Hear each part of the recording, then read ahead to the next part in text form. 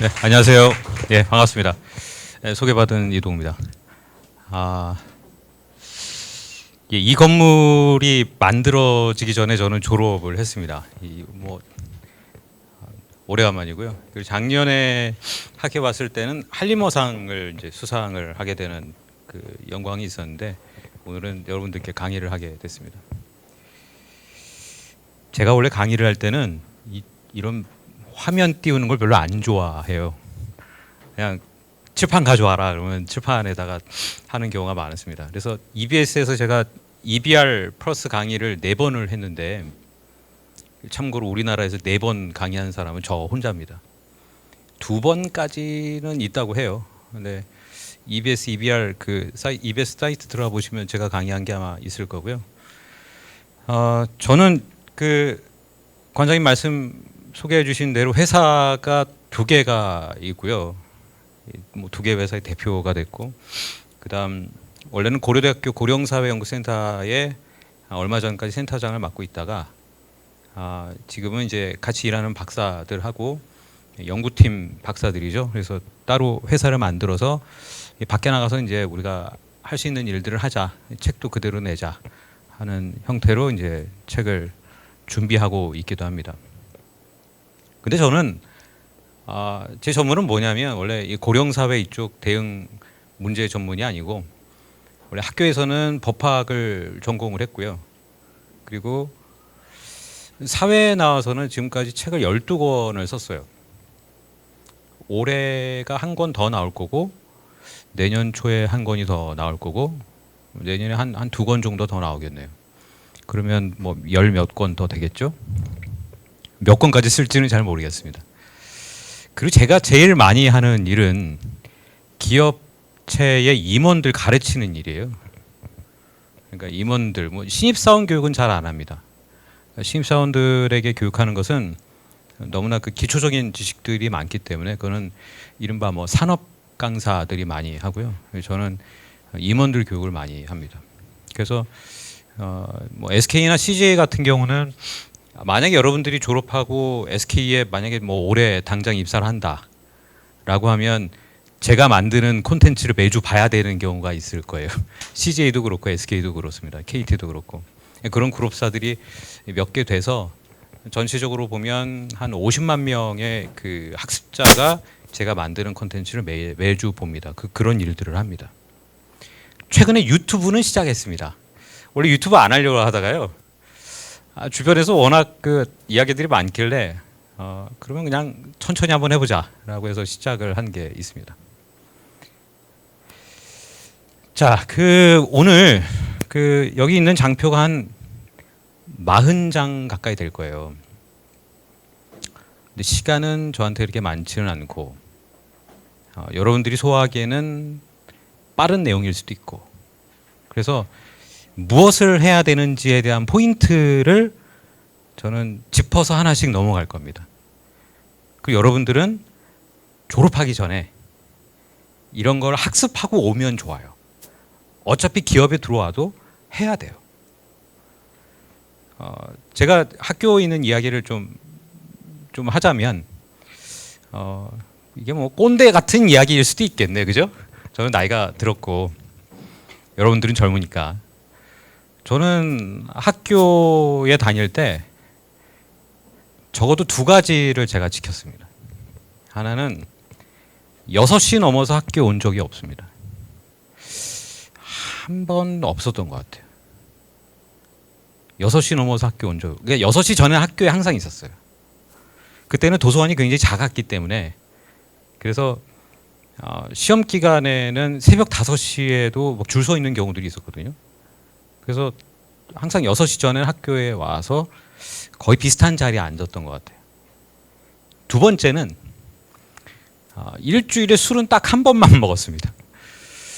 2번을 마셔보니까 별로 이렇게 좋은 것 같지가 않더라고요. 그래서 지금은 아예 술은 안 먹거든요. 술은 제가 고대에 있을 때 하도 선생님들하고 많이 마셔가지고 이제는 술을 완전히 끊었습니다. 완전히 끊었습니다. 그런데 유튜브에 올라가니까 영원히 남는 거잖아요. 사실은 그래서 이제는 뭐 음주나 이런 건 하지 않습니다. 시간이 없어서도 못 하고 근데 학교 다닐 때는 회식 자리가 이제 뭐 개강 파티를 하거나 종강 파티를 하거나 요즘에 그런 거 또 하지요. 예. 제가 대학원에서 교수할 때도 하더라고요, 학생들이. 근데 일주일에 단 한 번만 했습니다. 자, 이제 구체적으로 좀 넘어가 봅시다. 인적성 검사 있죠? 애프티튜드 테스트라고 이제 하기도 하고, 우리나라에서는 그룹마다 다르게 불리기도 하고, 이거 효과 없어요. 이미 아이오와 대학교에서 검증한 내용이에요. 그러니까 인적성 검사를 통과한 사람들의 그 점수하고 일을 했을 때 퍼포먼스의 그 역량을 따져보니까 전혀 관계가 없더라예요. 근데 기업이 이걸 하거든요. 왜 할까요?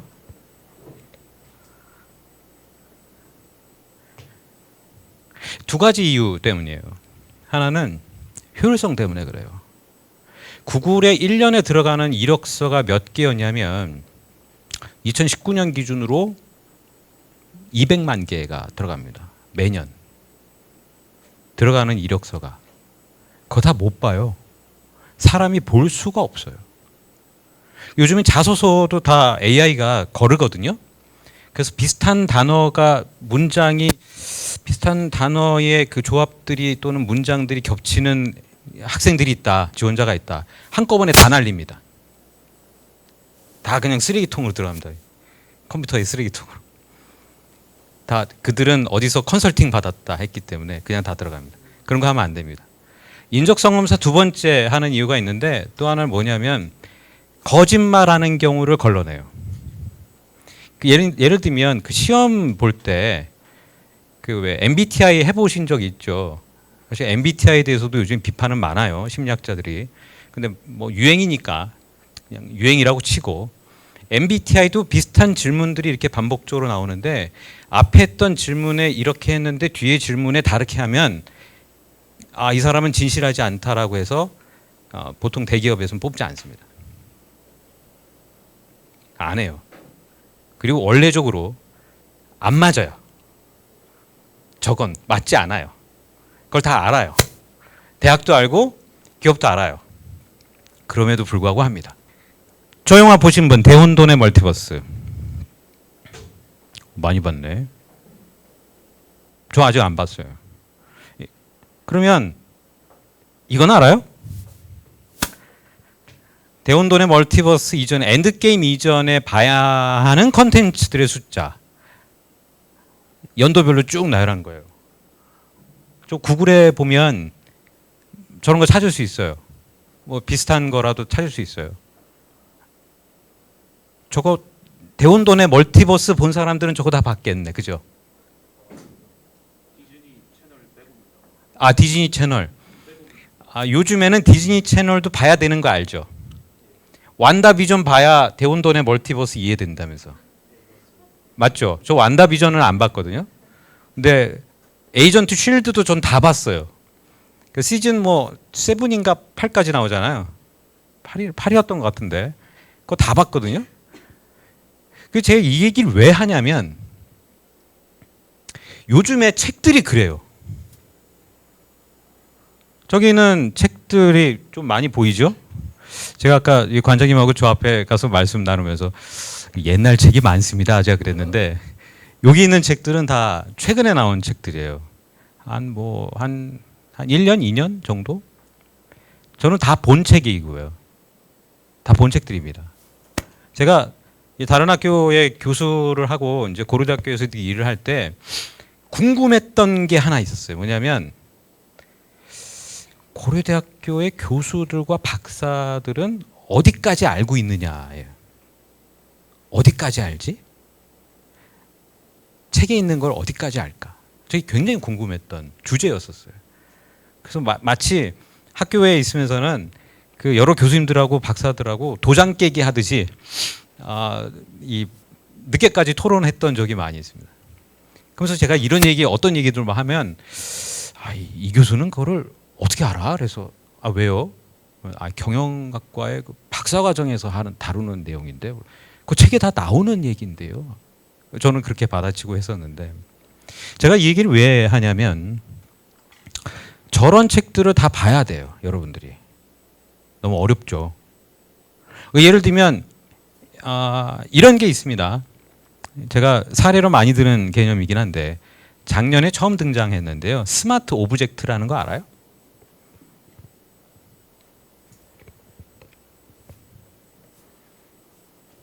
스마트 오브젝트. 몰라요? 그럼 쉬운 거부터 질문합시다. 자, 만약에 여러분들이 면접에 갔는데 우리나라 H자동차 뭐 이런 그룹사 면접을 갔는데 학생 그 지원자께서는 저기 4차 산업혁명을 잘하고 있는 기업은 어느 회사라고 생각합니까? 하면 뭐라고 대답할 거예요? 뭐예요? 4차 산업혁명하면 딱 떠오르는 회사가 어디예요? 테슬라요? 왜요? 보통 테슬라를 파괴적 혁신 기업이라고 사람들이 많이 이야기를 하는데요. 그 클레이턴 크리스텐슨 교수가 파괴적 혁신을 1995년에 하버드 비즈니스 리뷰에 처음 논문을 쓰면서 이제 발표했던 학자가 있습니다. 지금은 돌아가셨습니다. 재작년 2월에 아마 돌아가셨어요. 2020년 2월 정도에. 하버드 경영대학원의 경영대학원의 교수고요. 이른바 뭐 경영구루라고 하는. 그는 뭐라고 했냐면 테슬라는 파괴적 혁신 기업이 아니다라고 했습니다. 그리고 만약에 테슬라를 다른 측면으로 본다면 4차 산업혁명 기업이라고 볼 수도 있는데 아닌 경우가 사실은 좀 많죠. 사실은. 4차 산업혁명을 잘하고 있는 회사가 어디예요? 어딜까요? 구글? 땡. 시간이 없으니까 빨리 합니다. 어디? 아마존? 땡. 애플? 땡. 그러니까 사람들이 생각하는 게 다 그런 거예요. 이게 여기에서부터 오류가 있는 거예요. 아디다스, 할리데이비슨, 피렐리라는 회사입니다.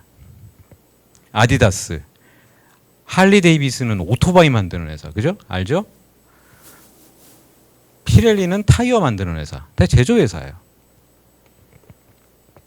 그건 어디에 있냐면 롤랜드 버거라고 하는 전략 컨설팅 펌에서 유럽에서 가장 큰 회사예요. 전략 컨설팅 기업으로는. 거기에 보고서에 보면 나와 있어요. 그러니까 여러분들이 생각하는 그 기업들하고 달라요. 4차 산업혁명은 제조혁명을 얘기하는 거예요. 인더스트리 4.0. 이거 어디에서 했어요? 독일에서 한 거예요. 미국에서 한 게 아니에요. 제가 이 얘기를 몇몇 교수들하고 이제 그 토론 장면 뭐 예를 들면 어느 공업단지에 갔는데 전 정권의 그 과기부 차관하셨던 분이 어느 대학교에 무슨 뭐 특임 교수로 계신데 그분하고 앞에서 얘기하는데 앞에 CEO만 한 200명 있고 막 그랬거든요. 그 제가 뭐라 했냐면 그분이 이렇게 얘기하더라고요. 4차 산업혁명은 미국에서 만들어졌고 뭐 여러분들이 얘기하는 것처럼 애플 뭐 어쩌고 뭐 그 블라블라 말씀하시는 거예요. 그래서 아니 그게 아니고 4차 산업혁명은 독일에서 시작했고요. 그 기업들이 아닙니다. 제가 굉장히 많이 그 디베이트를 해봤어요. 그런데 최근에는 현대자동차 그룹의 신입사원이 들어오면 4차 산업혁명은 제조혁명이라는 걸 가르쳐요. 이게 2016년에 나왔던 얘기예요. 그러니까 이게 기업들도 그게 번지수가 좀 잘못되어 있어요. 그냥 인더스트리는 제조를 얘기하는 거예요. 이건 플랫폼하고 달라요. 자, 디지털 레볼루션은 4차 산업혁명, 디지털 혁명, 이 번지수도 다른 거죠. 그러니까 4차 산업혁명은 제조죠. 디지털 혁명은 번지수가 좀 다른 거예요. 예를 들면 노동의 미래라는 책을 쓴 사람은 이코노미스트의 수석 편집장인데 그 사람이 쓴 노동의 미래라는 책을 보면 그 안에는 4차 산업혁명이라는 단어는 단 한 번도 나오지 않아요. 그냥 디지털 혁명이에요. 여러분들이 쓰는 디지털 기술에 대한. 그러면 이게 잘못되면 임원들은 그러니까 예를 들면 CEO들 중에 아주 이상한 소리를 하는 사람이 있는 거죠. 그러니까 디지털 혁명은 디지털 디스럽터라고 부르기도 합니다. CEO들 중에 예를 들면 야, 우리도 4차 산업혁명 시대인데 플랫폼 하나 만들어 볼까? 제가 이런 거 하지 말라 그래요, CEO들한테. 그러면 애들 죽는다. 왜? 아니, 사례를 찾으려면 해외에서 다 찾아야 되는데 인더스트리 4.0하고 찾으면 다 제조만 뜨거든. 구글에서 한번 그렇게 검색해 보세요. 아니면 좀 더 창의적으로 인더스트리, 여기 독일어 할 줄 아는 사람. 남자들은 보통 제2외국어 독일어 하잖아요. 독일어로 인사하라고 안 해요. 그냥 인더스트리의 4.0이라고 표현해요. 독일에서는. 독일에서 하는 거예요. 그리고 메이드 인 저머니라고 하는 그 메이드 인 블라블라, 메이드 인 코리아, 메이드 인 재팬, 뭐 USA, 저머니, 뭐 이거의 원조가 독일이에요. 이게 독일이에요. 왜? 이거 왜도 중요한데 이게 책에 나오는 얘기예요. 그 영국이라고 하는 나라가 원래 전 세계에서 가장 은행이 많거든요. 런던에. 런던 가본 사람. 한 명. 나중에 가봐요. 뭐 은행가들 있고 막 한데 뉴욕의 은행은 270개, 런던은 471개. 브렉시트 전입니다, 이건. 지금도 크게 바뀌지는 않았을 거예요. 런던이라고, 그러니까 영국이라고 하는 나라는 금융으로 돈을 버는 걸 알아요. 옛날부터. 빅토리아 여왕시대 때부터 전 세계를 지배했으니까. 그래서 야, 이제 우리가 손때를 묻히면서 기름때 묻히면서 물건을 만들 때가 아닌 것 같다. 야, 독일 너 일로 와봐봐. 야, 니네들이 물건 좀 만들어. 근데 너네들 물건은 너무나 후졌으니까 반드시 너네 나라에서 만들었다고 써. Made in Germany. 이게 역사의 시작이에요. 그래서 걔네들은, 그 독일은 제조가 아주 중요하다는 걸 알아요. 아주 중요하다는 걸 알아요. 이게 역사를 알아야 그 다음에 뭐가 바뀌는지를 안단 말이에요. 이게. 그렇게 얘기하면 또 대학원 수업을 해야 되니까. 자, 이건 뭐냐면 DT라고 그러죠. 보통 디지털 트랜스포메이션. 요즘에 기업에 가서 제가 이 강의를 참 많이 하는데 DT를 이야기하려면 4차 산업혁명부터 디지털 혁명의 플랫폼의 IoT의 적층 가공의 뭐 이런 거 다 알아야 되거든요. 그걸 다 모르면 접근이 안 돼요. 접근이 안 돼요. 그게 문제가 있어요. 그러니까 제가 이런 얘기를 왜 하느냐? 좀 어려운 것 같죠. 제 식으로는 이거 얘기하고 있는 거예요. 여러분들이 만약에 친구가 대혼돈의 멀티버스를 같이 보러 가야 되는데 남자친구, 여자친구하고 이 같이 가는 친구가 전혀 이걸 몰라. 그럼 얘기해줘야 되잖아. 아니야, 이거 그래도 가면 재미있을 거야. 재미있지.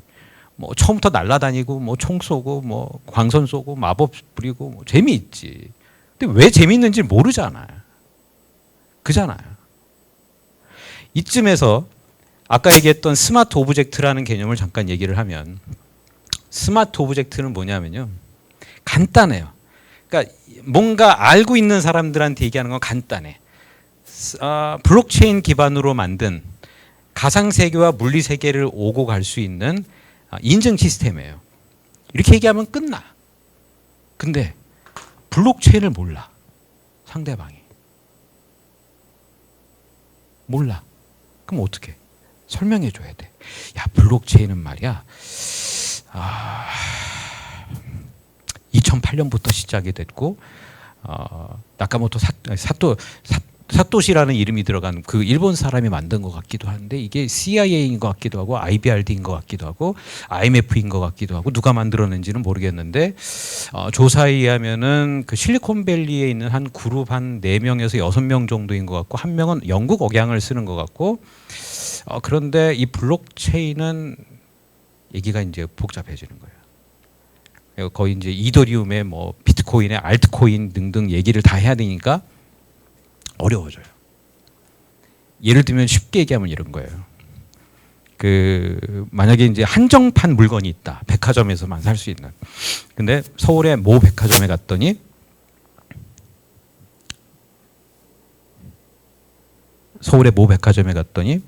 어떤 전광판에 전 세계 한정판 구매가 딱 뜬 거예요. 전 세계 동시에 1000개. 휴대폰으로 샀어요. 이렇게 딱 QR 코드를 딱 찍고 샀어. 그러면 갑자기 999개로 줄어들고 나한테 하나가 오는 거예요.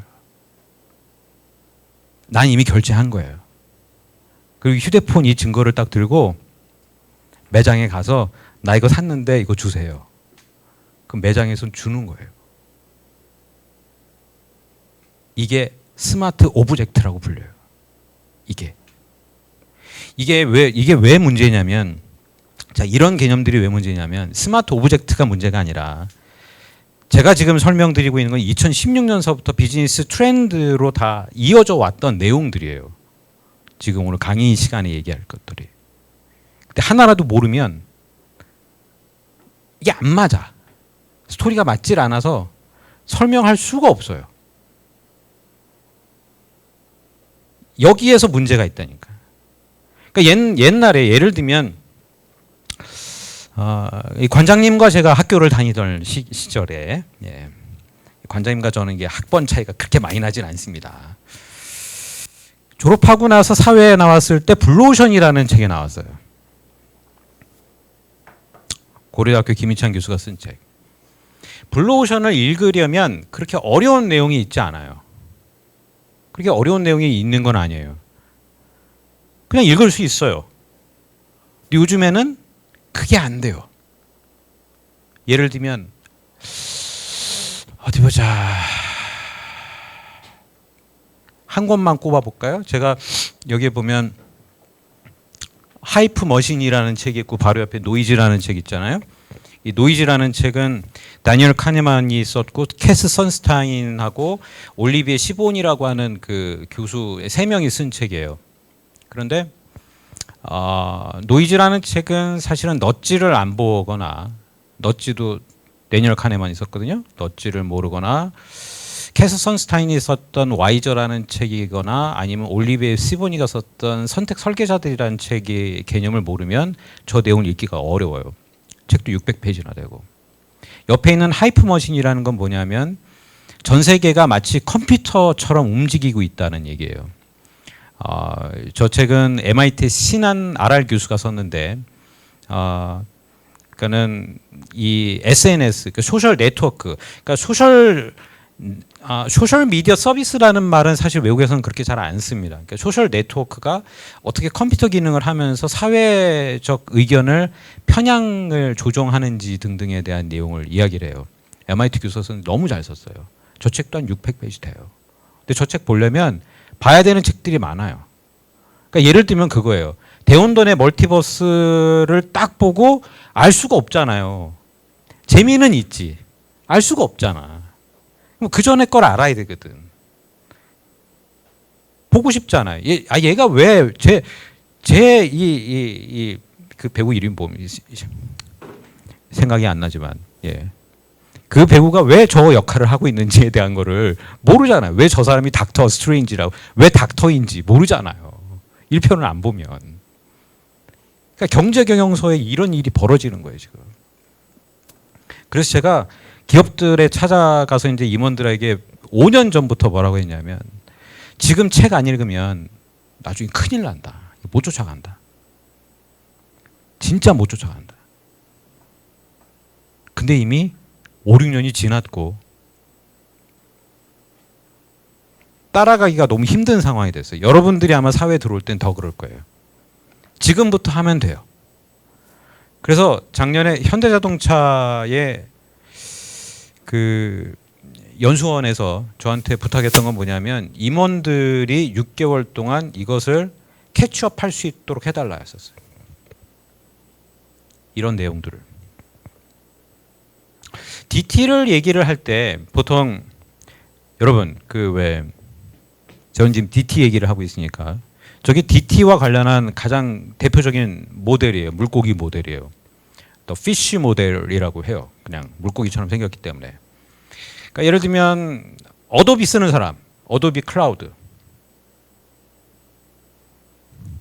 저도 써요. 안 써요? 어도비 안 써요? 포토샵, 일러스트 이런 거 안 해요?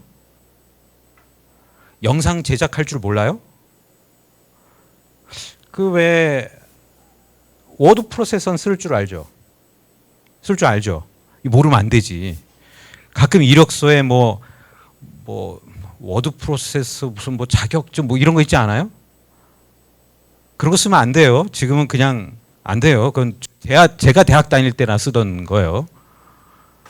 지금은 영상 만들 줄 알아야 돼요. 만들 줄 알아야 돼요.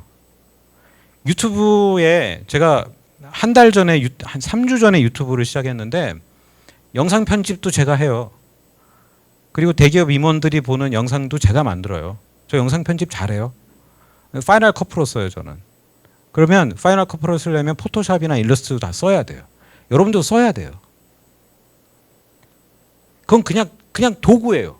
제가 대학 다닐 때 아래 한글 뭐 이게 쓰는 것처럼 그냥 파워포인트를 쓰는 것처럼 엑셀을 다루는 것처럼 이제는 영상을 다룰 줄 아는 사람이 돼야 돼요. 그 내가 보고 본 거 영상 만들어서 뭐 페이스북, 인스타그램 이런 데 올리고 해야 돼요. 그냥 찍어서 짧은 것만 올리지 말고 영상도 다뤄야 돼요. 이게 시대가 가면서 알아야 될 게 더 많아. 우리를 너무 힘들게 해, 사실은. 시대가.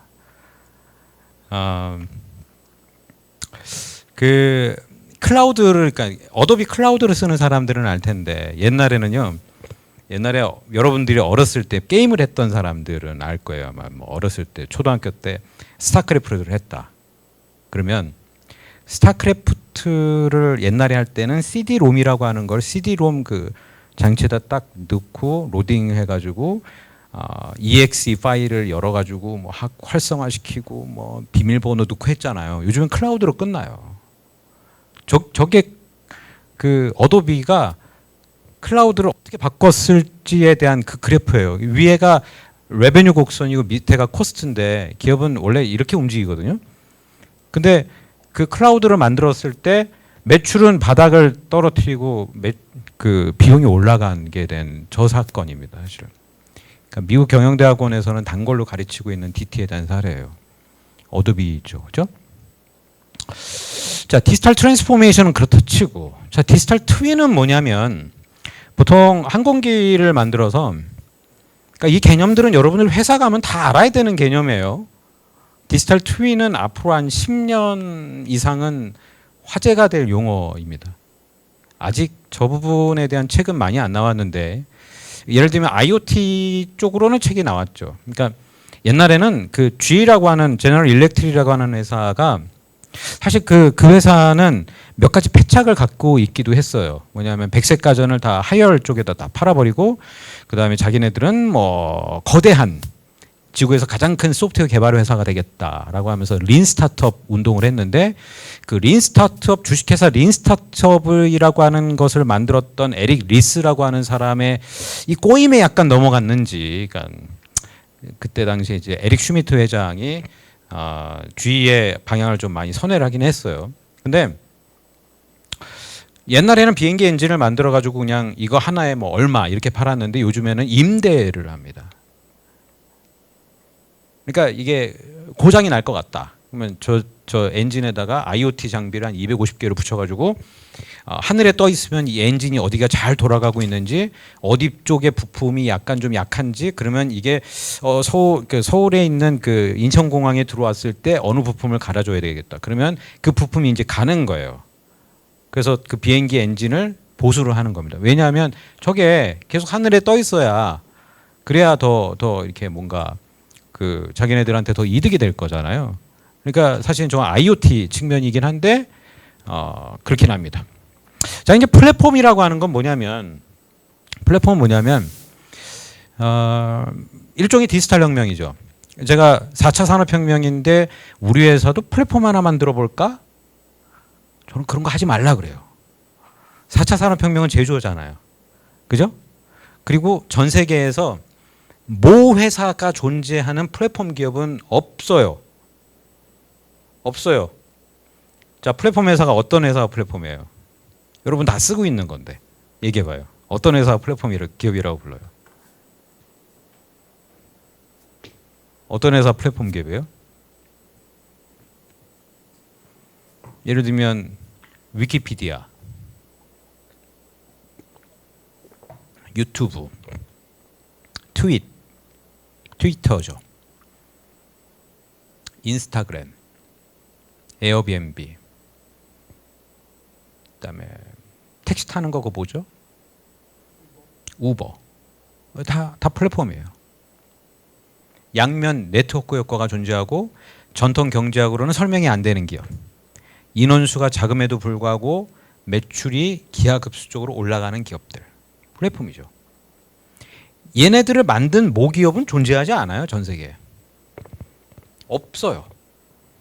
뭐 뒷배경에 뭐 현대자동차나 삼성 뭐 그룹이나 뭐 미국의 뭐 제너럴 일렉트릭이 만들었던 제너럴 일렉트릭의 프레딕스라고 하는 아까 말씀드렸던 그 디지털 트윈과 IoT를 연결해서 만든 것은 이제 프레딕스 플랫폼이라고 하는데 그 프레딕스가 성공할 것 같다라고 몇 년 전에 이 연구 결과들이 많이 나오긴 했어요. 경영학자들이 그게 많이 했는데 사실 프레딕스는 성공하지 못할 것 같다가 요즘에 최근 의견이에요.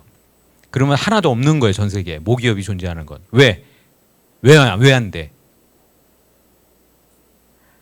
아마존이 AWS 기반으로 뛰어들었고 그 다음에 GE라는 기업이 IoT 분야에서 요만하다면 지멘스라는 회사는 이만하거든요. 독일의 지멘스가. 얘 완전 공룡이에요. 지멘스가 이걸 시작했죠. 그 다음에 마이크로소프트가 애저 클라우드 기반으로 시작을 했죠. 그래서 GE가 성공한다는 보장이 없는 거예요. 그 다음에 블록체인 있죠. 블록체인은 아까도 잠깐 말씀드렸고 블록체인을 지나고 나면 이제 NFT라는 개념이 나오죠. 여러분 중에 NFT 쪽으로 뭐 디자인 쪽 할 수 있다. 그러면 NFT로 뭔가 발행해서 올릴 수도 있잖아요. 근데 안 하잖아요. 왜? 모르니까. 그죠? 구독경제가 있죠. 구독경제도 사실은 구독경제 쪽으로 들어가게 되면 해야 될 얘기들이 굉장히 많아요. 여러분들은 사실은 지금 당장 회사를 만들 수 있어요. 근데 저는 대학생들에게 창업은 권하지 않습니다. 저는 사실 개인적으로는 그래요. 왜냐하면 회사를 다녀봐야 좀 비즈니스가 이렇게 움직이는구나라고 알 수도 있지 않을까라는 생각이 좀 들어요. 저는 그래서 대학생들에게 창업은 권하지 않습니다. 자, D2C도 어려워요. D2C가 뭐냐면 다이렉트 투 컨슈머라고 하죠. 다이렉트 투 컨슈머의 약자가 D2C죠. D2C는 보통 두 가지 개념으로 쓰입니다. 하나는 나이키가 하고 있는 D2C가 있고 또 하나는 그 달러 쉐이브 클럽 같은 기업 또는 허블리라는 회사도 D2C예요.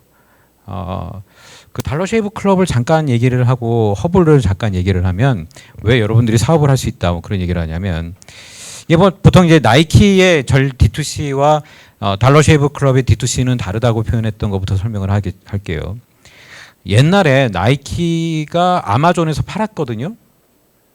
우리나라 시벌번가에도 들어왔었고 근데 나이키가 그걸 다 빼버렸어요. 2019년에 아마존에서 다 빼버렸어요. 그러니까 사실 지금 아마존에서 그거를 안 팔겠다라고 등장하는 회사들이 꽤 있습니다.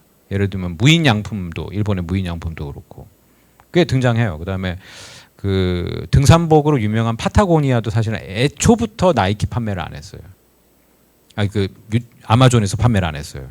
근데 나이키가 나는 아마존에서 빠지겠다라고 했는데 빠지고 나서 매출이 엄청 뛰었어요. 엄청. 나이키 온라인으로 들어가 보면 이렇게 살 수 있거든요. 그리고 나이키 회원 가입이 아마 5,000원인가 그럴 거예요. 5,000원인가를 내면 오후 1시까지 주문한 사람은 당일날 받을 수 있습니다. 택배비가 아마 있었던 걸로 제가 기억해요. 굉장히 빨라요.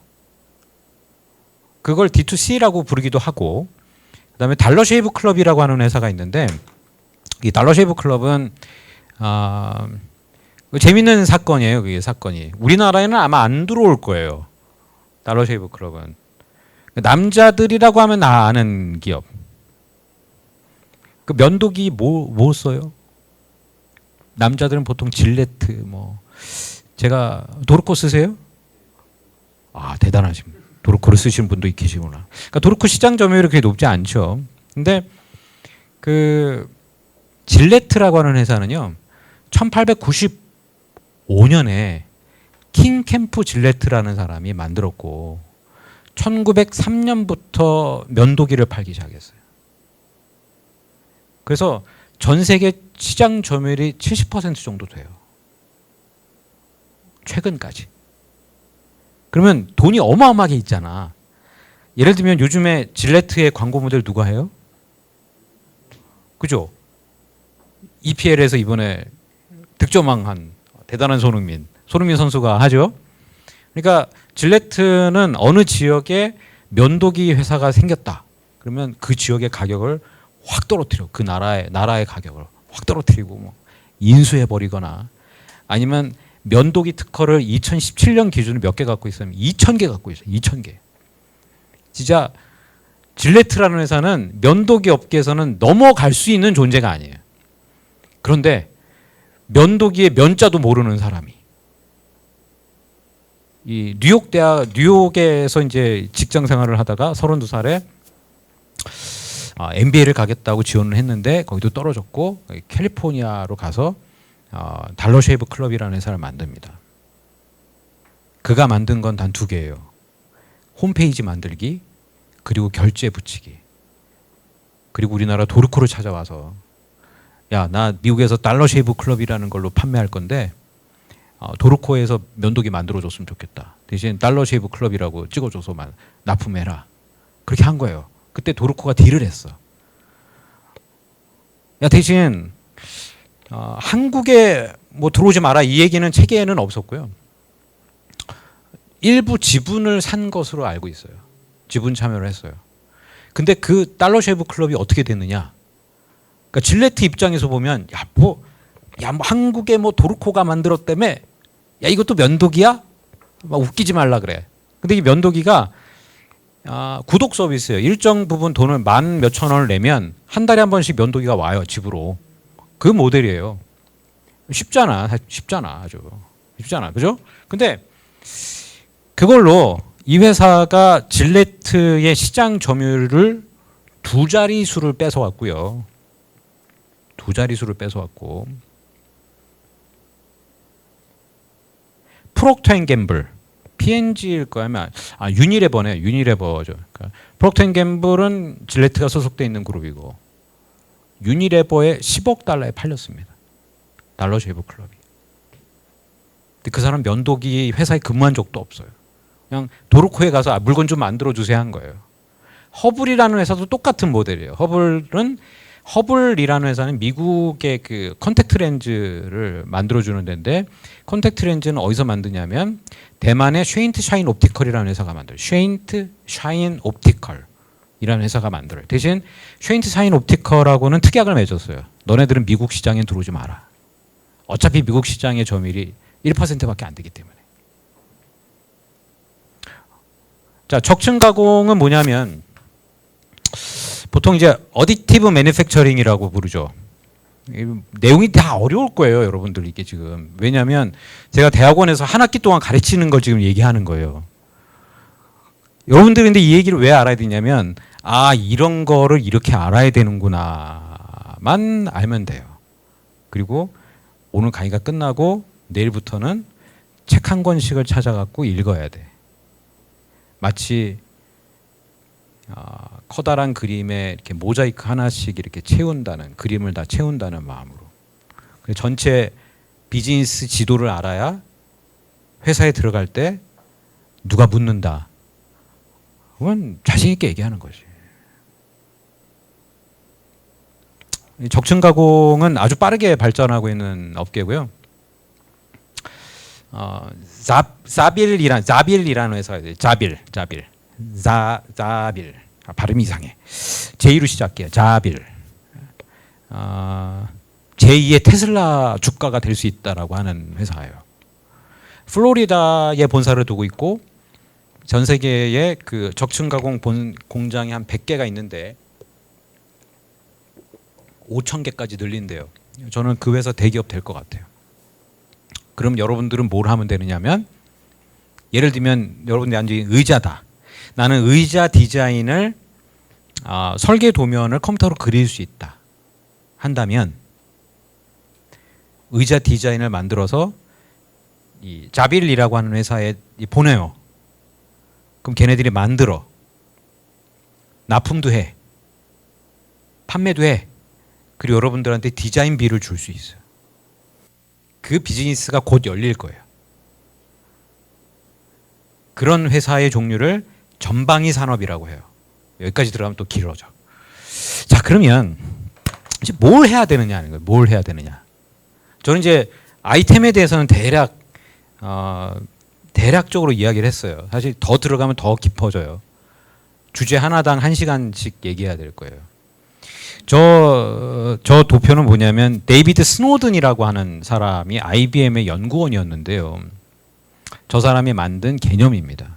그러니까 비즈니스에서 만날 수 있는 모든 문제는 4가지로 나눠진다. 여기 보면 하나는 여기 simple, complicated, complex, chaos예요. 이게 뭐냐면 이제 비즈니스로 보면 인과관계로 따질 때 인과관계예요. 상관관계가 아니고. 빅데이터에 대해서는 그 비판들이 많아요. 뭐냐면 비즈니스 리더들의 그 훈련, 그러니까 상상력에 대한 훈련을 못하게 한다. 그래서 그 좀 비판이 많아요. 그럼에도 불구하고 빅데이터는 계속 존재할 거예요. 왜? 효율성 때문에. 인과관계로 나눴을 때, 그러니까는 뭐 때리니까 아프다, 뭐 이런 거잖아요. 인과관계, 우리 이해할 수 있잖아요. 그거는 그죠? 상관관계는 까마귀 날자 배 떨어진다예요. 그냥 한국말로 하면 까마귀 날자 배 떨어지는데 그 배가 몇 개 떨어지느냐 이걸 아는 거거든. 근데 인과관계는 어떠했기 때문에 어떠하다라는 거예요. 근데 저 인과관계가 간단한 게 있고 난해한 게 있는데 2단계는 난해한 것, 3단계는 복잡한 것, 4단계는 없는 거예요. 혼돈, 카오스 상태야 그거죠. 근데 2단계까지는 박사 데리고 오면 해결이 돼. 박사 데려오면 해결이 돼. 2단계까지. 좀 난해한 거. 3단계부터는 박사 할아버지도 몰라. 이건 몰라. 그런 문제가 있어요. 제가 이 얘기를 했더니 어떤 기업에 갔더니 한 뭐 외국에서 MBA 한 뭐 블라블라 뭐래요. 그런 문제가 어디 있니? 아니 이 사람아, 세상에 그런 문제가 지금 널린 게 그런 문제다. 대표적으로 한번 해볼까요? 자동차. 여러분 자동차 좋아해요? 남자들은 자동차 좋아하겠지. 그죠? 그러면 미래 자동차 산업의 주인공은 누가 되는 거예요? 사지선다형 복잡하니까 2개로 나눠봅시다. 하나는 자동차 제조회사. 130년 동안 자동차를 만들었던 기업들이 있어요. 그 벤츠라고 하는 자동차는 외국에서는 보통 멀시디스라고 부르죠. 멀시디스 벤츠라고 부르죠. 원래 멀시디스는 여자 이름이었어요. 벤츠가 결혼했던 여자 이름이었어요. 카를 벤츠. 남자 이름이에요. 근데 멀시디스는 여자 이름이었는데 멀시디스의 아버지가 돈이 많았어요. 그래갖고 카를 벤츠가 자동차 산업을 만드는데 큰 도움을 줬어요. 그러면 걔네 그 카를 벤츠가 자동차 만든 지 벌써 130년이 넘었거든요. BMW 있죠. 그다음에 거대한 폭스바겐 그룹이 있죠. 폭스바겐 그룹. 어마어마하죠. 람보르기니서부터 포르쉐까지 다 갖고 있잖아. 그죠? 아우디도 폭스바겐 그룹이에요. 그러면 이 거대한 이 자동차 제조회사가 있어요. 반면에 또 어디가 있어요? ICT 기업들이 있어. ICT 기업들이. 로켓도 막 쏘고 그런 애들 있잖아요. 아마존, 애플이 또 있죠. 구글이 또 오래됐죠. 구글의 그 예쁘게 생긴 그 자동차 디자인 모양은 우리나라 사람이 디자인했대요.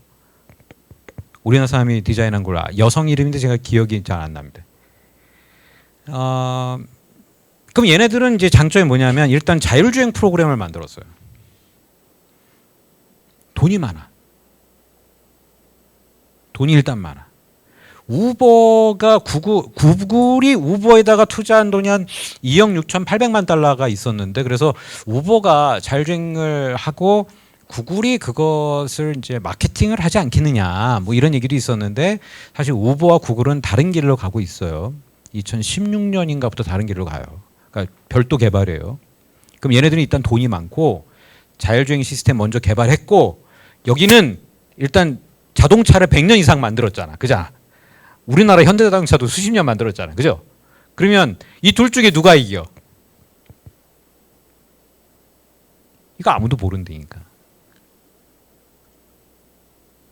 이거 자동차 공학 박사 좀 데리고 오면, 뭐 외국에서 공부한 뭐 박사다 데리고 오면 알 것 같아요? 알 것 같아요? 몰라. 그거 알면 신이지. 타임머신 타고 갔다 오던가. 모른다니까. 자, 제조회사는 ICT 입장에서만 봅시다. ICT 입장에서는 야, 니들 자동차 오래 만들었다고 하는데 야, 웃기지도 마. 우리가 그 자동차 회사 그냥 사면 돼. BMW 시가총액이 그렇게 비싸지 않아요. 애플이 갖고 있는 비자금이 얼만데 3천억 달러, 몇 년 전에 3천억 달러였었거든요. 애플이 갖고 있는 그 해외 계정으로 갖고 있었던 추정되는 금액이 우리나라 외환 보유고보다 많다는 얘기가 있죠, 요즘에도. 근데 BMW 시가총액 거기 한 5분의 1 정도밖에 안 돼요. 그냥 사면 돼요. 야, 그냥 와, 들어와, 밑으로 와 하면 되잖아. 근데 자동차 제조사 입장에선 그렇지 않아요. 그죠? 야, 니들이 갖고 있는 게 뭐야? 돈이야? 그래, 뭐 돈은 벌면 되고. 엔지니어야? 프로그래머야? 그러면 우리가 프로그램 뽑아서 개발하지 뭐. 지금 그 단계예요. 그럼 걔네들은 프로그램 뽑아가지고 자율주행 시스템 개발하고, 히어라고 하는 옛날에 그 노키아가 옛날에 잘 나가던 기업이었잖아요. 노키아 뭐 여러분 모를 수도 있는데, 삼성전자 전에 스마트폰을 가장 전 세계에서 많이 파는 회사가 노키아였었어요.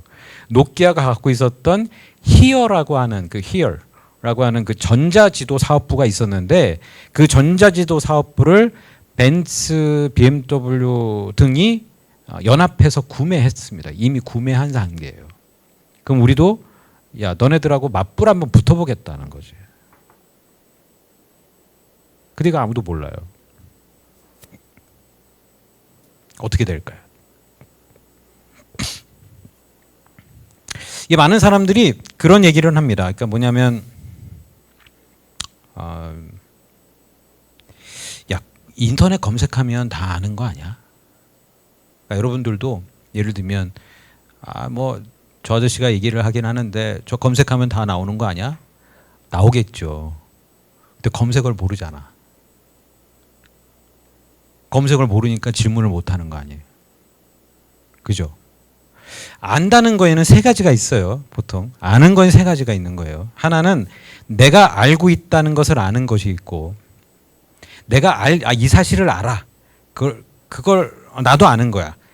그게 한 가지이고, 내가 모르고 있다는 것을 아는 것이 두 번째고요.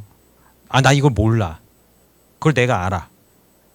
그걸 내가 인지하는 게 두 번째고, 내가 모르고 있다는 것을 모르는 게 세 번째예요. 인지학 쪽에서 2000년대 초반에 이게 많이 화제가 됐던 얘기이긴 합니다, 사실은. 그러니까 내가 모르고 있는 거예요. 그러니까 모르면 검색을 할 수가 없어요. 검색을 안 하면 알지를 못해요. 그죠?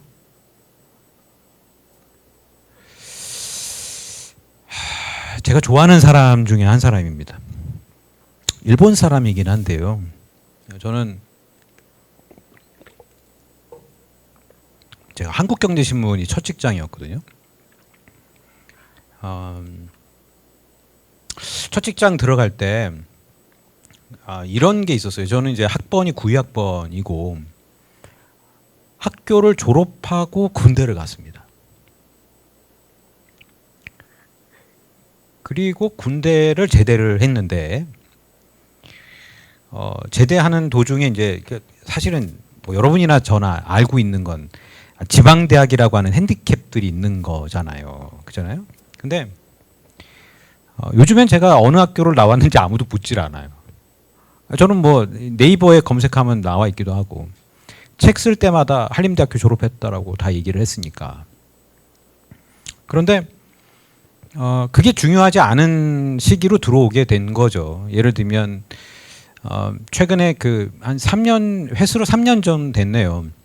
디커플링이라는 책이 나왔는데 디커플링은 하버드 대학교의 탈레스 테세이라라고 하는 교수가 브라질 태생의 아주 젊은 교수인데 그 탈레스 테세이라 교수가 쓴 디커플링이라는 책의 추천사를 제가 굉장히 길게 썼어요.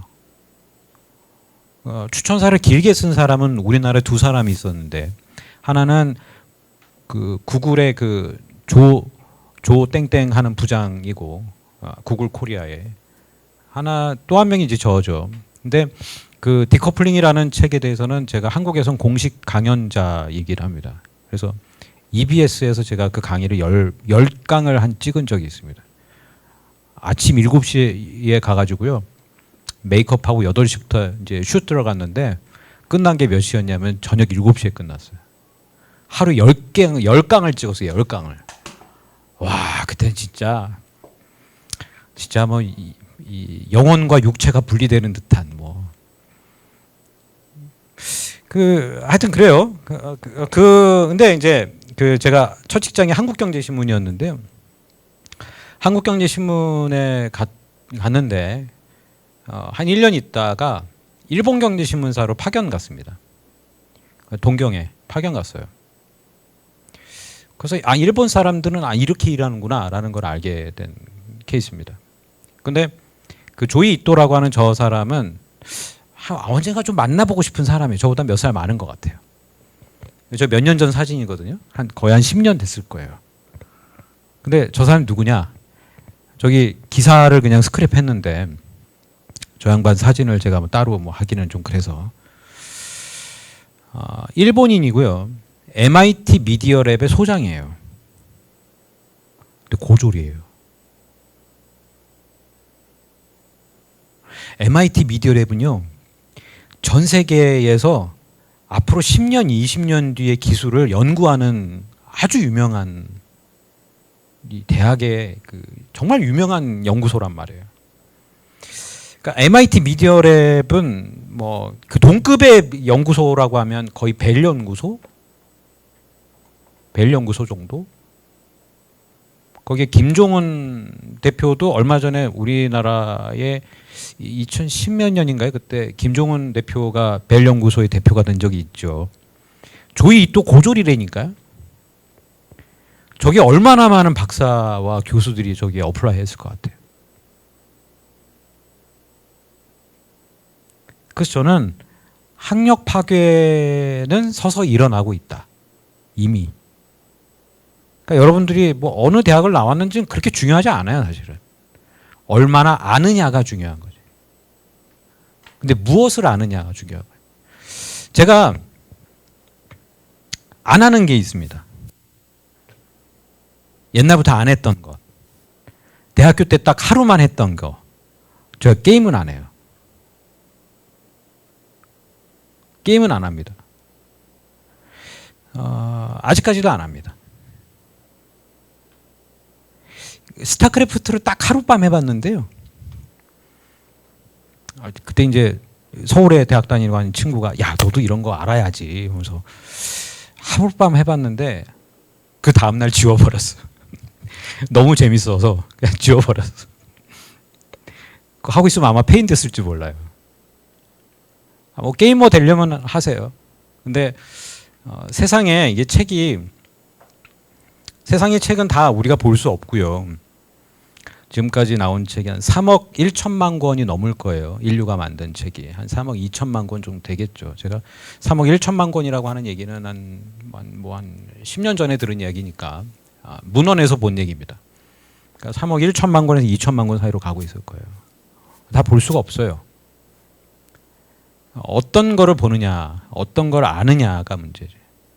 만약에 여러분들이 직업 전선에 뛰어들어서 직장을 구해서 들어갔다. 그러면 회사에 따라 다를 수 있겠지만 제가 지금 얘기한 거는 개념을 다 알아야 돼요. 알아야 뭐 토론할 거 아니야. 그죠? 근데 회사에서도 그거 잘 안 해요. 사실은 잘 안 합니다. 잘 못 해요. 바빠서. 그러니까 우리가 저는 대학교 때 스마트폰이라는 게 없었는데요. 여러분 그 왜 스마트폰을 하루에 몇 번 켜세요? 몇 번 켜요? 조사에 의하면, 연구에 의하면이죠. 보통 221번 켠다고 합니다. 221번. 그러니까 이런 거죠. 전화 걸 때 키지, 전화 받을 때 키지, 문자 보낼 때 문자 확인할 때, 카톡 보낼 때 카톡 확인할 때, 친구한테 선물 보낼 때, 뭐 스타벅스 주문할 때, 뭐 등등등등 뭐 페이스북에 글 올렸는데 여기 댓글을 누가 달았느냐, 별표 뭐 얼마 누가 너 해줬느냐, 뭐 등등 확인할 때, 인스타그램에 뭐 올릴 때, 뭐 등등, 뭐 장 볼 때, 뭐 등등등등등. 근데 문제는 뭐냐면 하루 깨어 있는 시간은 16시간이라고 했을 때, 그럼 220번 정도로 나누면 대략 한 뭐 5분 미만으로 떨어지거든요. 5분에 한 번 켠다는 얘기예요. 그죠? 그 말은 곧 뭐냐면 우리는 하나도 집중하지 않고 산다는 거지. 한 번도 집중하지 않고 산다. 제가 학교 다니면서 참 좋았던 게 있습니다. 뭐냐면 여기가 서울하고는 좀 다르잖아요. 서울은 좀 번잡하고 여기는 조용하고. 그래서 생각하기에 참 좋았던 것 같아요. 저는 생각을 정리하기가 참 좋았던 것 같아요. 그래서 제가 그러니까 사업을 한 지는 꽤 됐는데요. 뭔가 고민이 있고 막 그럴 때 제가 잘 가던 공원이 있었거든요. 학교 옆에. 정문 말고 이 후문 쪽으로 나가면 저기 봉이산 공원 있죠. 저 거기 잘 갔어요. 거기 가서 어떤 학교 1학년 1학기 때는 거기서 한 5시간도 혼자 가만히 있다가 내려온 적도 많아요. 근데 그거 하고, 그다음에 아직도 뭐 기숙사에 계신 뭐 분들이 있을지 모르겠는데, 기숙사 왜 가을 뭐 이렇게 아침에 되면 이렇게 저쪽 물 안개 끼고 막 그러잖아요. 저 그게 참 좋았던 것 같아요. 그러니까 여기 있으면 여기 있는 대로의 장점을 살리세요. 책 많이 보고 생각을 많이 하고 무엇을 해야 되느냐? 균형 잡힌 생각을 하는 게 가장 좋은 것 같아요. 그러니까 아까 저기 인과관계가 뭐 간단한 거, 심플한 것부터 이제 혼돈까지 말씀드렸는데, 이게 어떻게 될 거냐? 이 현상이 어떻게 귀결될 거냐? 예를 들어 넷플릭스 보는 사람, 저도 봐요. 아마존 프라임 보는 사람, 저도 봐요. 없어요? 디즈니 플러스 보는 사람, 나는 다 봐요. 그러면 얘네들은 어떻게 될 것 같아요? 이런 거 재밌지 않아요? 넷플릭스가 원래 만들었던 영화는 칸느 영화제에 못 가요. 극장 개봉을 안 했다는 이유로. 그죠? 근데 코로나가 넷플릭스한테는 뭐 완전히 호재지 사실은. 뭐 지금 사용자가 2억 명 넘었을걸요? 2억 명? 2억 명이 한 달에 17,000원씩 낸다고 생각해 보세요. 와. 근데 만약에 그게 한 10억 명쯤 된다고 생각해 보세요. 만약에 그렇게 된다. 와.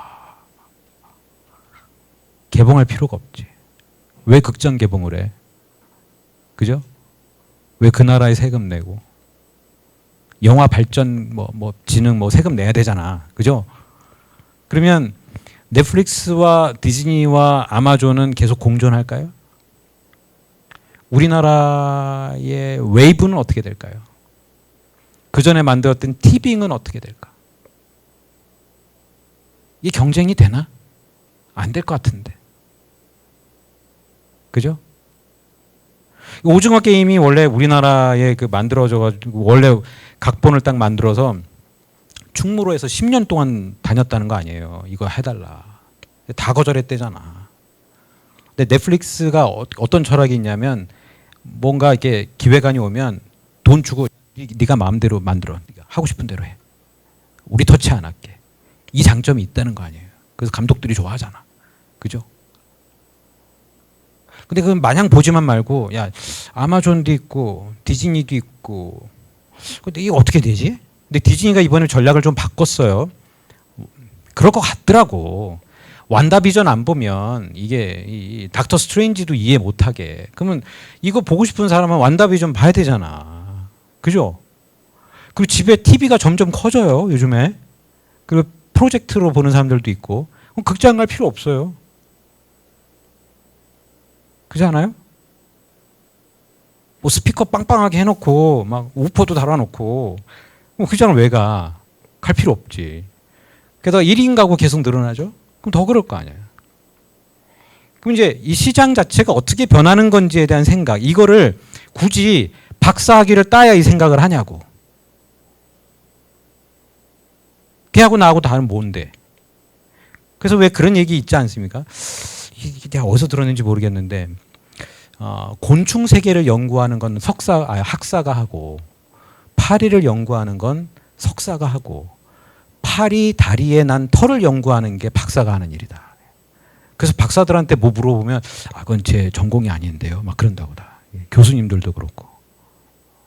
그잖아요. 그죠? 오히려 두루두루 많이 아는 게 이득일 수도 있어요. 그죠? 그럼 여러분들은 뭘 해야 돼? 이제부터는 도서관에 와서 책을 많이 봐야 돼.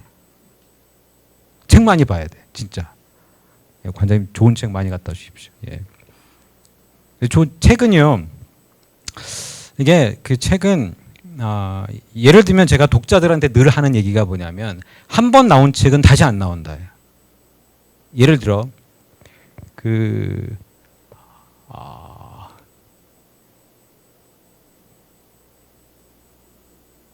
무어의 법칙, 갑자기 생각이 안 날 수 있었어요. 무어의 법칙이라는 말이 있어요. 1965년에 인텔의 CEO였던 고든 무어가 만든 법칙인데 원래 만들려고 했던 게 아니고 논문에 그냥 표현된 거예요. 반도체 처리 속도가 2년마다 한 번씩 2배씩 빨라진다고 들어봤죠. 원래 처음에는 2년이었다가 그 다음에 12개월로 줄었다가 그 다음에 18개월로 고정이 됐는데 아무튼 무어의 법칙이라고 합니다. 이거 2018년쯤에 책에서 사라졌어요. 왜 사라졌느냐? 다 알고 있다는 전제를 깔고 있기 때문에. 그거는 영화하고 똑같아. 닥터 스트레인지가 왜 닥터인지를 설명 안 해주잖아. 이 사람이 외과 수술 의사였고 뭐 사고를 당했고 뭐 어디 가서 훈련을 받고 뭐 그 얘기를 안 하잖아요. 할 필요가 없잖아. 왜? 다 알고 있으니까. 아는 사람만 봐라 이거죠. 아는 사람만 봐라. 책이 딱 그래요. 책이 이 경제경영사가 그렇기 때문에 언젠가 나는 이걸 보려고 들어가려고 딱 손을 대는 순간 어려운 것들이 너무 많이 생기거든요. 근데 이걸 언젠가는 해야 돼요. 여러분들이 지금 하면 그만큼 장점일 거예요. 책은 그렇게 뭐 친절하지 않아요. 책도 영화처럼. 그래서 어떤 사람들은 이제 뭐 STEM, 뭐 시스템 테크놀로지, 사이언스 테크놀로지, 엔지니어링, 매스매틱스 이거 뭐 공부하면 뭐 된다 해서 공대 이쪽 뭐 전공하신 분들도 있을 거예요. 반면에 나는 문과 쪽이니까 나는 저주받은 인생이야, 뭐 헬조선이야, 뭐 생각하실 수도 있는데 그러지 마세요. 저는 법학 나왔어요. 법학과를 나왔어요. 오히려 스템 쪽으로 가게 되면 누구랑 경쟁을 해야 되냐? 인도에서 공부하고 졸업하는 애들하고 경쟁을 해야 돼요. 인도에서 사이언스, 테크놀로지, 엔지니어링, 매스매틱스를 공부를 하고 졸업하는 애들이 1년에 몇 명일까요? 몇 명쯤 될까? 이 문제는 쉽잖아. 몇 명쯤일까? 원래 맨 앞줄은 질문 받을 각오하고 앉는 거 알지요? 몇 명 찍을까? 응? 우리나라 인구? 아니, 대학에서 졸업하는, 매년 졸업하는, 한 해 졸업하는, 저걸 전공하고 졸업하는 애들이 남한 인구면 5천만 명? 아닐 것 같은데, 그거는. 그러니까 매년 졸업하는 한 학년이 몇 명이냐고. 10,000명? 참고로 영국은 5만 명이에요. 예. 영국은 5만 명이에요. 그러니까 영국 인구가 7,500만 정도 되거든요. 우리나라 인구는 한 5천만 200 줄기 시작했어요. 2020년부터. 자, 몇 명일 것 같아?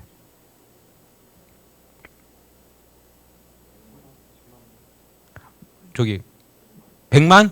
맞아요. 100만. 100만이에요. 진짜 100만이에요. 100만 명이에요. 근데 전투력으로 좀 비교해 보자고. 인도 애들은 일단 영어 잘하는 거 알죠? 걔도 영어 잘하거든요. 거의 영어가 거의 제2 외국어가 아니고 그냥 자기 나라 말처럼 잘해. 그죠?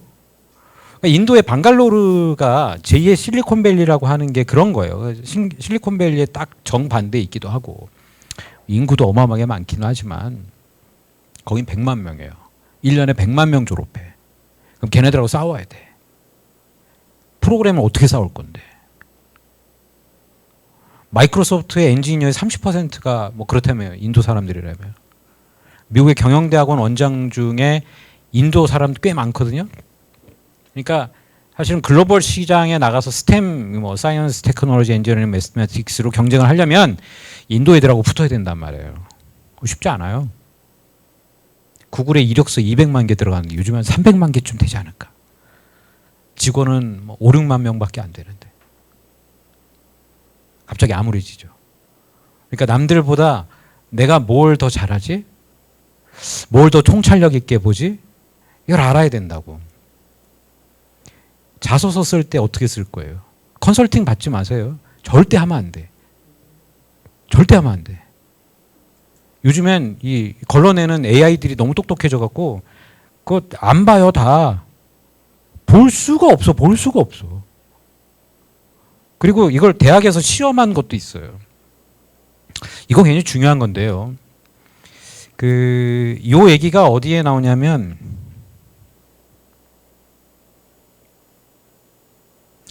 끝나고 나가면 바로 도서관 가서 빌려봐요. 구글의 아침은 자유가 시작된다라는 책에 나와요. 그러니까 지금 얘기하는 게 라질로 복이라고 하는 구글의 인사 총괄 팀장이 쓴 책이에요.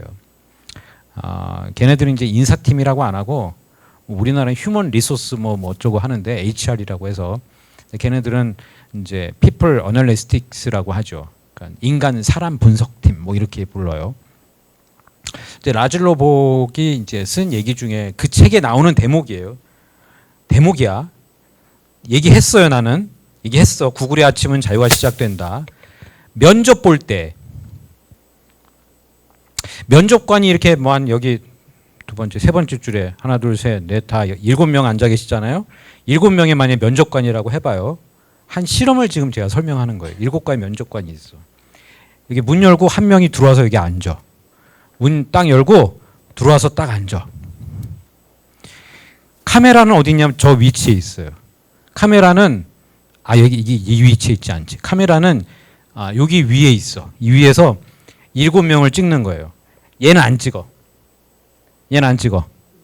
그러면 이 7명이 카메라를 쭉 찍게 하고서 단 10초만, 그러니까 질문 안 드리고 그냥 할게요. 단 10초만. 이 사람들의 표정 10초만 딱 찍어갖고 다른 사람한테 보여주는 거야. 제3자에게. 이 사람들이 얘를 뽑았을 것 같아? 안 뽑았을 것 같아? 웃기죠? 그때 다 맞췄다는 거 아니야. 90%가 맞췄다는 거 아니에요. 질문도 안 던졌어요. 뭐 어디 이름이 뭐예요? 이것도 아니에요. 들어와서 인사하고 앉는 거 그걸로 끝이야. 근데 이 사람이 얘를 뽑았을까 안 뽑았을까를 화면으로 찍었는데, 여러분들 이 면접관을 찍었는데 단 10초만을 딱 잘라가지고 전혀 모르는 사람한테 이 면접관도 이 사람 뽑았을까 안 뽑았을까를 물어봤더니 다 맞춘다는 거 아니에요, 대부분 다. 그 말은 뭐냐면, 그래서 연구 결과가 이게 뭐냐면, 사람을 뽑는 사람들이 사실은 자기 스타일에 맞는 사람을 뽑는 거예요. 그거는 질문도 아니야. 질문도 아니야. 그냥 딱 보면 아는 거예요. 왜 남녀가 이렇게 딱 반응하듯이 내 스타일이야 뭐 하듯이 그렇게. 그럼 여러분 뭐 해야 돼요? 뭐 명품으로 치장해야 되나? 그거 아니거든요. 그거 아니고, 사람의 인상을 바꿀 수 있는 가장 좋은 거는 뭐냐면, 가장 큰 게 뭐냐면 눈빛이에요. 사람들이 이거 많이 까먹어요. 우리가 마스크를 쓰고 있어서 표정을 잘 못 읽지만, 이게 예를 들어서 왜 소설이나 영화에 보면 이렇게 누군가 이렇게 쓱 지나갔는데 저 사람 너무 무서워 뭐 이런 거 있잖아요. 뭐가 무서워? 코가 무서워? 아니 머리카락이 무서워? 그럼 신발이 무섭나? 여기에 막 뭐 있어야 돼? 아니 뭐 옷이 무서워? 아니, 손톱 이렇게 나와야 돼? 아니잖아. 누군가 이렇게 싹 지나갔을 때 느낌이 딱 오는 게 눈빛이거든요. 그러면 냉정하게 생각해 보자고. 365일 중에 300일을 게임한 사람과 365일 중에 책 읽은 사람하고 눈빛이 똑같다고 하면 너무 억울한 거 아니에요? 그잖아. 왠지 이 사람은 좀, 물론 억양으로 그게 구분되기도 하지만 그 사람이 갖고 있는 눈빛이라는 이미지라는 게 있잖아요. 그러니까 사람이 무섭다 안 무섭다, 선하다 선하지 않다 등등의 기준은 눈빛으로 결정이 돼요. 근데 눈빛은 훈련해서 되는 게 아니에요. 그건 훈련으로 만들어지지 않아요. 그래서 여러분들이 지금부터 이제 뭘 해야 되냐면 책 많이 봐야 됩니다. 책을. 처음에 어렵겠죠. 어렵겠지만 책을 꼭 많이 보시기 바랍니다. 그러니까 어떤 책이라도 뭐 아무리 후진 책, 뭐 나쁜 책도 있어요. 뭐 다 좋다라고 하진 않아요. 어떤 책이라도 여러분들이 그 다음에 읽어야 될 책은 알려줄 거예요. 책을 좀 많이 보고 생각도 많이 하고, 그다음 한 가지 더 추천한다면 운동을 좀 많이 하세요.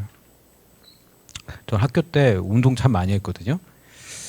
그래서 원래 제가 초등학교 때는 심장병 환자였는데 2005년에 조선일보 춘천 마라톤 완주했어요.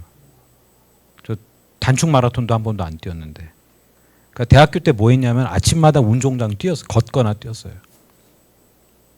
그 아침에 요즘에는 코로나 이후에는 집에서 이제 스피닝 사이클 타고요. 수영장에서도 원래 머리 딱 넣었다 그러면 한 80바퀴 돌고 막 그랬거든요. 키는 좀 크지 않아도 매일 아침마다 일어나면 푸시업 100개 하고 아직까지 그러고 살아요. 저 구의학 보니까 이제 제 동기들 나이가 다 50인데 저 아직 배 안 나왔잖아. 예. 그러니까 운동 열심히 하면 그 책 보려면 책상에 오래 앉아 있어야 되잖아요. 운동 열심히 하면 오래 앉아 있을 수 있어요. 그러니까 운동도 열심히 하고 책 많이 보고 생각 많이 하고, 나는 이 학교에 왜 다닐까 이런 생각하지 말고 남들도 똑같은 생각해요. 남들도 똑같은 생각.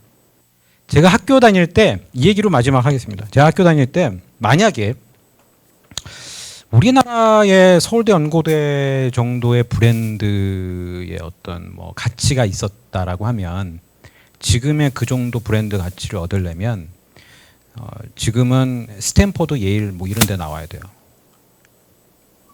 그러니까 거기가 아니면 다 똑같은 거예요, 사실은.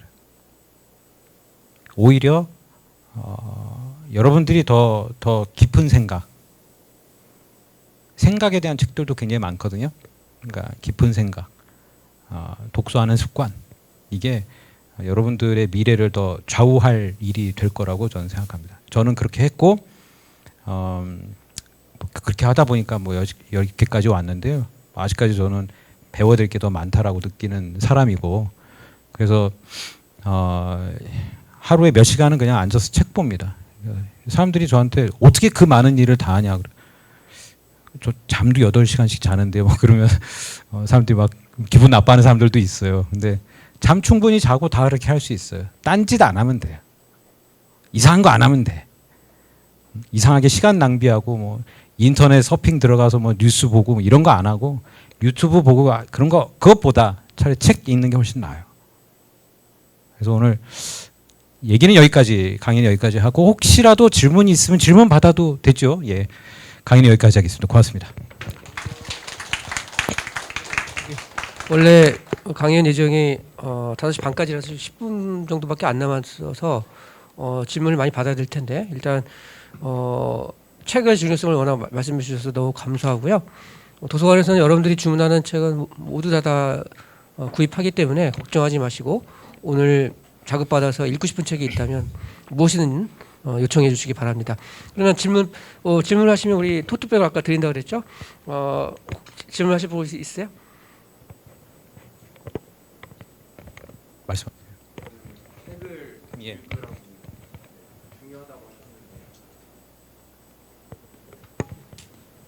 책이 중요하다고 하셨는데 그 책 읽기를 책을 아예 읽지 않았는데 책 읽기를 시작하려고 할 때 첫 책을 어떻게 선정해야 될지.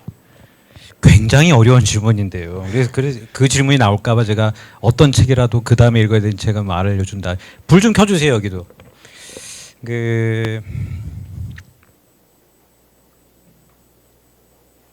수준마다 다 다를 수 있잖아요. 사실은 다 다를 수 있잖아요.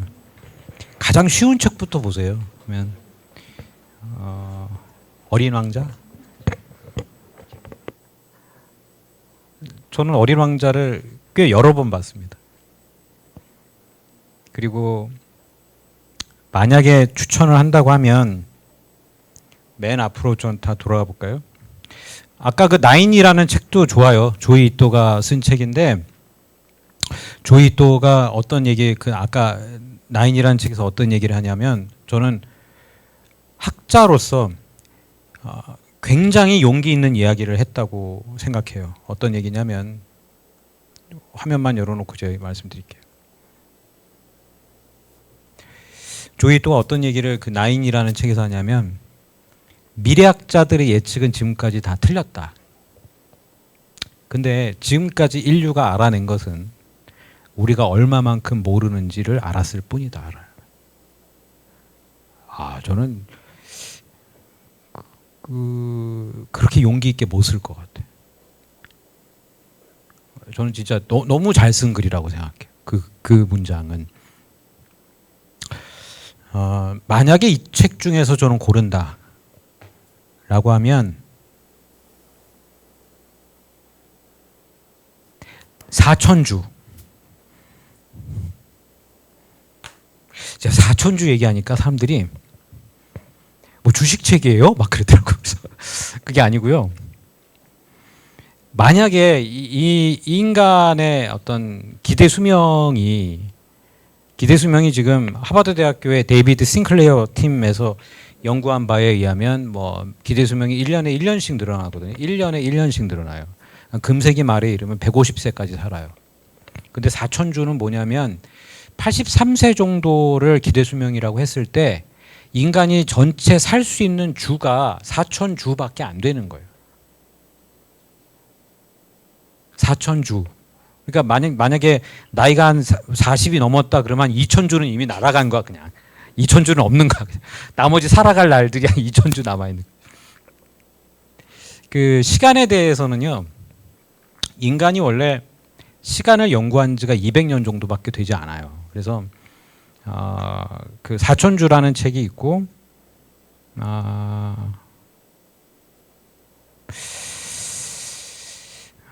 원래 원서 제목은 타임 패러독스라는 책이 있는데 한번 검색해 보세요. 타임 패러독스가 원서 제목이고 우리나라 제목이 한번 바뀌었는데 그 바뀐 제목이 나는 왜 시간에 쫓기는가였나? 그 책일 거예요. 그러니까 제가 지금 갑자기 저자 이름이 생각이 안 나는데 그 저자가 또 2008년에 쓴 책은 루시퍼 이펙트라는 책이 있어요. 그러니까 루시퍼 이펙트. 한번 검색해 보세요. 루시퍼 이펙트가 쓴 타임 패러독스. 그 책은 꼭 보세요. 꽤 도움이 될 거예요. 그리고 그 루시퍼 이펙트에 대해서 잠깐 언급을 좀 하자면 그 영화가 우리나라에 개봉이 안 됐는데요. 그 1971년에 스탠포드 대학교에서 지하에 감옥을 만들어 놨어요. 실험으로 감옥을 만들어 놨어. 그리고 학생들을 이렇게 발론티어 받아가지고 이것도 그러니까 유튜브에서 검색하면 나와요. 스탠포드 대학 뭐 익스페리먼트 프리즌 익스페리먼트 검색하면 이렇게 나오는 영화 예고편이 하나 뜰 거예요. 잠깐 보세요. 그러면은 학생을 한 25명인가를 선발을 해서 절반은 죄수, 절반은 간수를 시킨 거예요. 어떤 일이 벌어지나를 본 거야. 그랬더니 학생들이 간수를 한 애들이 막 곤봉 차고 선글라스 끼고 막 그랬거든요. 제복 입고 막 다른 학생 죄수들을 막 때리고 두건 씌워갖고 폭행하고 막 감금하고 막 난리가 난 거예요. 그러려고 한 게 아닌데. 그래서 그 저자 그 교수 왜 이름이 생각이 안 나. 그 교수가 한 38년 정도가 지난 뒤에 그와 관련한 책을 하나 냅니다. 그게 루시퍼 이펙트예요. 그게 뭐냐면 인간은 자기가 처해진 공간에 따라서 다르게 바뀔 수 있다는 거죠. 악마가 될 수도 있고 선한 사람이 될 수도 있고 어떤 경우에 처했느냐가 그 사람을 바꿀 수 있다. 그 책이 이제 루시퍼 이펙트라는 책이었어요. 근데 타임 패러독스에서는 어떤 얘기를 하냐면 시간에 대한 그러니까 과거, 현재, 미래에 대한 시간관을 각각 쪼개서 이제 얘기를 하는데 시간관에 따라서 사람이 바뀔 수 있다는 얘기를 하는 거예요. 그러니까 예를 들면 알코올 중독자들은 현재에 만족하고 사는 사람이에요. 그러니까 미래지향적이지 않아요. 근데 과거지향적인 사람은 과거에 내가 실패했는데 이거에 잡혀 있는 사람인 거고. 그래서 이런 시간관에 대한 균형 잡힌 생각을 갖고 있는 건 굉장히 중요한 거예요. 그 책은 한번 읽어볼 필요가 있다고 저는 생각이 들어요. 네, 그럼 여러분들 감사하고요. 우리 이동훈 선생님께 큰 박수로 고마움을 표하기로 합시다. 고맙습니다. 감사합니다. 예.